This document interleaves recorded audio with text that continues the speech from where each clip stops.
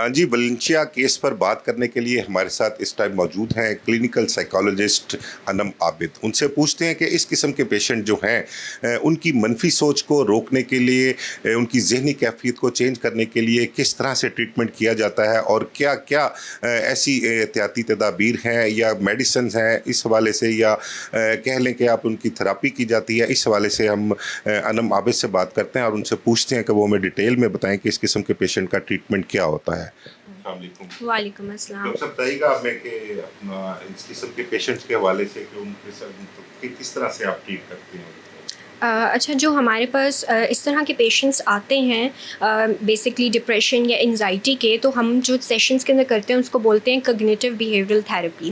ہم ان کے بیسکلی کگنیشنس پہ کام کرتے ہیں. ٹھیک ہے، ہم ٹریگرز آئیڈینٹیفائی کرتے ہیں. ٹھیک ہے، ٹریگرز کے بعد ان کی کس طرح کی سوچیں آتی ہیں، یعنی مثال کے طور پر اپنے آپ کو ختم کرنے کی سوچیں، اپنے آپ کو بلیم کرنا، لو سیلف اسٹیم کی سوچیں. ٹھیک ہے، سچویشن کو کیٹاسٹروفائز کر دینا، کچھ بہت برا سوچ لینا. ٹھیک ہے، سچویشن اتنی بری نہیں ہے لیکن آپ سوچوں میں، اپنی تھاٹس میں اس چیز کو بہت زیادہ جو ہے نا ورس بنا کے پریزنٹ کرتے ہیں. اور اس کے علاوہ پھر ہم ان کے ایموشنز کو جو ہے آئیڈینٹیفائی کراتے ہیں کہ کون سے ایموشنز وہ فیل کر رہے ہیں اور ان کا ریئیکشن کیا آتا ہے. تو بیسکلی ہم ان کی یہ سارٹ آف فرسٹ سیشنز جو ہمارے ہوتے ہیں، ہم ان کے اندر ان کی آئیڈینٹیفیکیشن کرتے ہیں ٹریگرز کی، ایموشنز کی اینڈ ان کے ریئیکشنز کی. ڈپریشن کے اندر بیسکلی جو ہمارے پاس مریض آتے ہیں وہ ہمارا کمپلین کرتے ہیں لو موڈ کی، کام میں دل نہیں لگ رہا.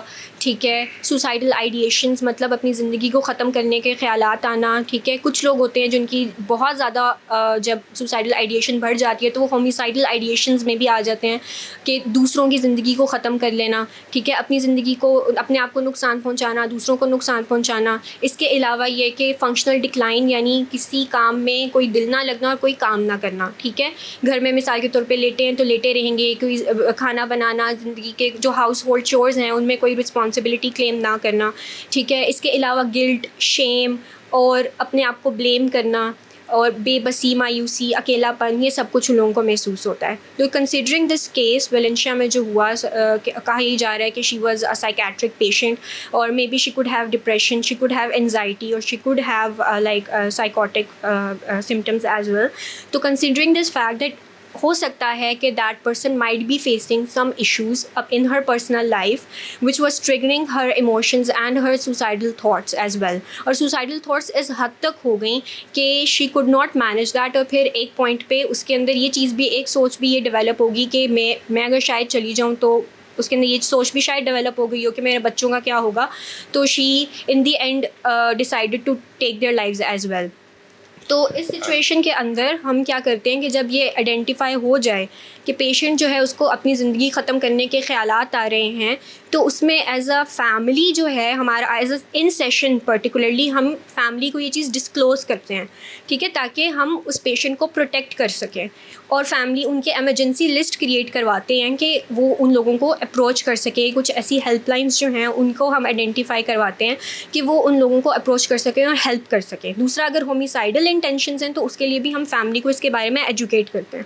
پاکستان میں اس چیز کا بہت بڑا یہ کرائسس ہے کہ مینٹل اسٹگما اتنا زیادہ ہے کہ اس پوائنٹ پہ پیشنٹ آتا ہی نہیں ہے. ایون تھیراپی کے لیے بھی they think that it's a very exhausting process because obviously therapy 1-2 sessions میں نہیں ہوتی. It's a long term process like 12 sessions 6 sessions, it's a long term.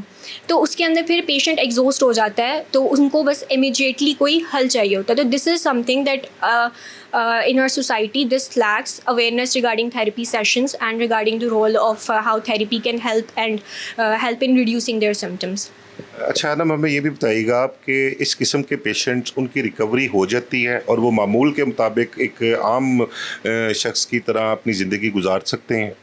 جی ایسا پاسبل ہے. اگر وہ میڈیکیشن لیں، تھیراپی لیں تو وہ بہتر ہو سکتے ہیں، اپنے سمٹمس کو مینیج کر سکتے ہیں اور صحیح طریقے سے فنکشنل ہو سکتے ہیں. ٹھیک ہے، ایسی کوئی چیز نہیں ہے کہ تھرو آؤٹ لائف وہ رہے گی، وہ ساری عمر اسی طرح رہیں گے یا ان کے اندر کوئی امپروومنٹ نہیں آئے گی. بٹ کنڈیشن یہ ہے کہ they have to take therapy and medicine as well. ایسا تو نہیں کہ کچھ مخصوص عرصے کے لیے ان کا ٹریٹمنٹ چلے، وہ میڈیکیشن لیں تو وہ معمول کے مطابق اپنی زندگی میں آ جائیں اور کچھ عرصے کے بعد پھر کچھ ایسا ہیپننگ ہو تو وہ دوبارہ اسی کنڈیشن میں چلے جائیں، ایسا بھی ممکن ہے؟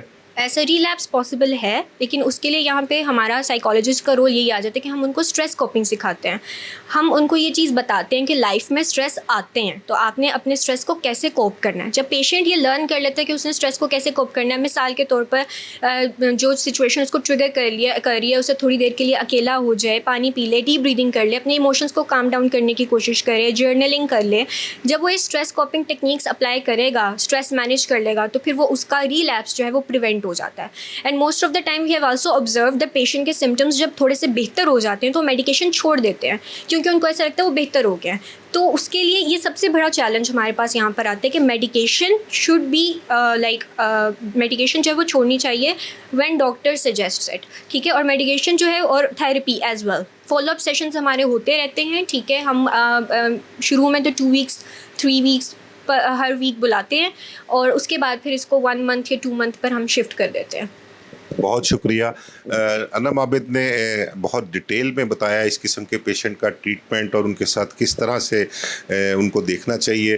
اب اس کے علاوہ ہمارے ساتھ بات کرنے کے لیے موجود ہیں ہمارے ساتھ سینئر ایڈوکیٹ ہیں اندلیب مصطفیٰ. ان سے بھی بات کریں گے اور ولنشیا کیس کے حوالے سے ان سے مزید ڈیٹیل جانیں گے.